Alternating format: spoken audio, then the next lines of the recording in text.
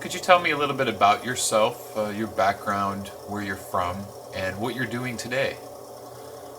Well, my name is Lori Kober, and I was born and raised in Wisconsin, and I went to the Catholic School for the Deaf at St. John's in Milwaukee. And then I went to Delavan and graduated from there, and then went to Gallaudet University where I graduated. And then I went into mortuary science in Washington, D.C. And I got to work in a funeral home in Maryland for 2.5 years. And then my husband got a job in Sioux Falls, so we moved here. And I've been working in the funeral industry for 15 years, and I've owned my own funeral home for the past. How did you know that you wanted to become a funeral director? Well, I've always wanted to work in a funeral home as long as I can remember. No one in my family did. They're all farmers or housewives or beauticians or factory workers, really. But I've always wanted to work in a funeral home because I thought that's something I could give to families. When they lose a loved one, I could help take care of them. And I can help them take care of their loved one and give something to them. And that they remember me, that a deaf woman who's a funeral director was able to do that and do that for them.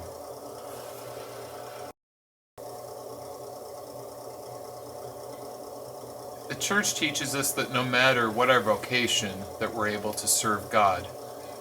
Farmers serve God because they grow food to feed the hungry. Doctors serve God in that they heal sick people. So I'm wondering, how would you say, as a funeral director, you're able to serve God? Serve God by helping people with their grieving, and people grieve in so many different ways, and I'm able to be there to help them with that.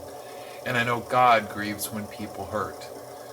So He gives me that skill to be able to pass on to help other people. And it's not easy, but God has a plan and He takes care of us.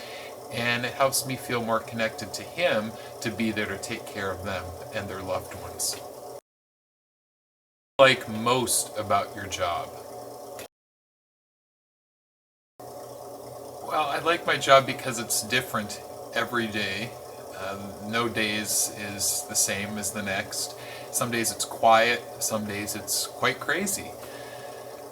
And, I never thought I'd be doing this, but it's just different every day, and I like that.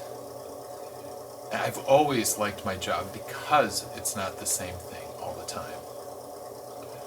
I especially like when I work on the bodies of loved ones and I can devote my time to that. And I think I like that because people really put their trust and faith in me and my abilities. And if I can help them with their loved ones looking good, then they're happy. And if they're not happy, I'm not happy. Are you afraid of your own death? I would say yes and no. Well, I'm not ready to die. I'm young, and I'm not ready because I haven't accomplished all my dreams yet, or my dream isn't complete. However, at the same time, I know that if I do die, God will take care of me, and I'll be in better hands because I'll be with Him forever. And God knows what's best, and He will take care of me. And I realize I can't have everything I want, and God will tell me when it's time. What kind of advice do you have for people that might be afraid of death? Well, I have to have confidence in myself and in my faith first, because if I don't have that, then I can't pass that on to them. But if I do have strong faith, then I'm able to pass that on to them and support them. I want them to feel more connected to God, by saying a prayer or being involved in all of the church parts of the service. Because once they do that, they feel connected. And if they don't, they feel disconnected and alone. And I don't want that. I believe that it's important for them to be involved. Do you have any spiritual advice about death? Well, first, I guess I would suggest that you not be afraid to die, because God will take care of you. He will be there for you. At first, you might get angry that someone was taken from you, but then if you think again, get closer to God. God will guide you and help you get through it. He wants you to succeed. He wants you to get through the difficult time. So if you keep your faith in Him, then you will get through it, and God is with you all the way. Do you have any advice for people when it comes to pre-planned funerals? I think pre-planned funerals are important. When your loved one is close to death, you want to be able to be with them, because once they're gone, you're going to be grieving, and you don't want to have to be worrying about all of those details of the funeral home and what church, the song, the flowers. All of those details are too much to handle when you're grieving. So by pre-planning, it allows you to grieve, and at the same time know that the funeral director and funeral home is going to take care of all of the details for you. And it allows you to focus on your loved one during those final moments.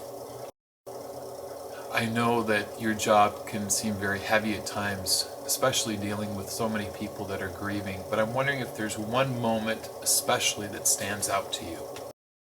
Well, like I said before, I like my job because it is so varied. One time that I'll never forget, that really I think impacted me the most, was there was a hearing priest that had been in our city for many, many years. And I'd worked with him for 5 years or so, and he asked me if I would take care of his funeral when he passed. So when the time came, they let me know, and of course I was heartbroken, and I had seen him, every day in church and every Sunday. So I worked with the family, and I embalmed him and dressed him and took care of him, and at that moment I felt so connected to him. I felt close to God because I was working with Him, and He was a representative of God. So the bishops and 52 different priests all over the state came, and it was a great honor for me to have taken care of him, and that they picked me to do it.